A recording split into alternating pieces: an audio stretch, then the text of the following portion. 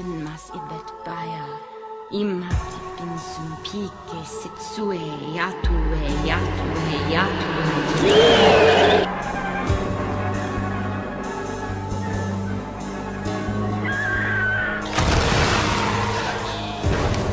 Who the hell are these guys? This is an Egyptian mummy.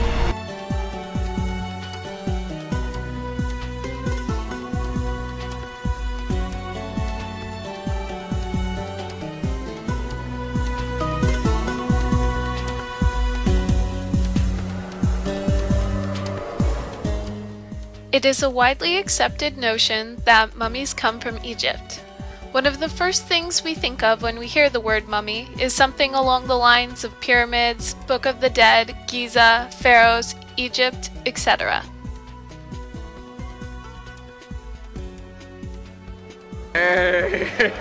Think of bodies, and tombs and, ancient preserved bodies especially from the ancient Egyptian civilization.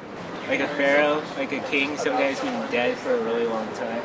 I think of ancient Egypt and mummies and pyramids and like the most widely known place is like Egyptian mummies and like their burial practices. Two things: the movie and Egypt. Where do you think they come from, or geographically? Egypt.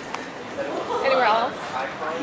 Like that area in North Africa and Middle East. I think they did it in a lot of cultures, but I really don't know.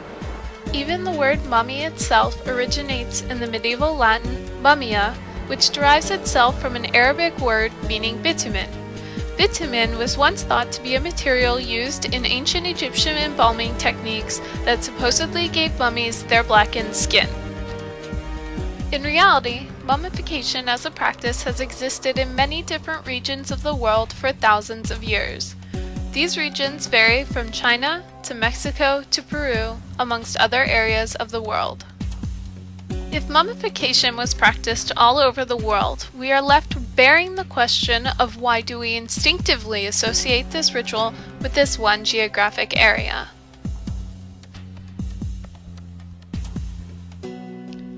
The first part of this question was due to Egypt's proximity to classic cultures such as the Greeks and Romans.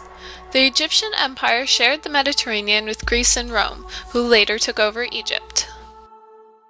Even the ancient Greeks were fascinated with Egypt, and their culture of the afterlife always seemed to linger with us and has affected our religions today, such as Christianity. We continue to embalm our dead. The second part took place during the 17th, 18th, and 19th centuries, when some, like Napoleon, were inspired by location, colonialism, and classical knowledge to travel to Egypt and see its wonders. They brought home stories as well as loot from the pyramids.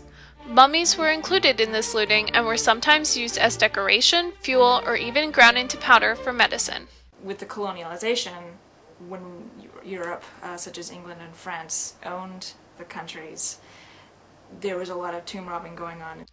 But what truly inspired the 20th century fascination with Egyptian mummies was the third part, the 1922 discovery of Tutankhamun's tomb, and the sensational curse upon all who opened it. Hollywood became inspired by the fascination with the boy king to make a number of films involving Egyptian mummies and curses, a fascination which continues today. Just one of the other regions where the practice of mummification can be found is in southern coastal Peru. Well-known museums across the nation, including the Phoebe Hearst Museum of Anthropology at the University of California, Berkeley, have housed a number of Peruvian mummies for over a century. The mummies at the Phoebe Hearst Museum were first excavated by Max Uli in 1901 and differed much from their Egyptian counterparts in methods of embalming, mortuary ritual symbolism, amongst other aspects. One of the few popular culture references to Peruvian mummies appeared in the episode Inca Mummy Girl of the TV show Buffy the Vampire Slayer. They could have at least wrapped her in those nice white bandages, like in the movies. This movie has worked to dispel the widespread notion that Egyptians were the only ones to practice mummification.